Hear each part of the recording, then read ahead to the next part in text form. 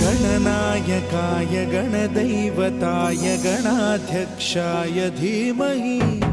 गुणशरीराय गुणमण्डिताय गुणेशानाय धीमहि गुणातीताय गुणाधीशाय गुणप्रविष्टाय धीमहि एकदन्ताय वक्रतुण्डाय गौरीतनयाय धीमहि गजेशानाय भालचन्द्राय श्रीगणेशाय धीमहि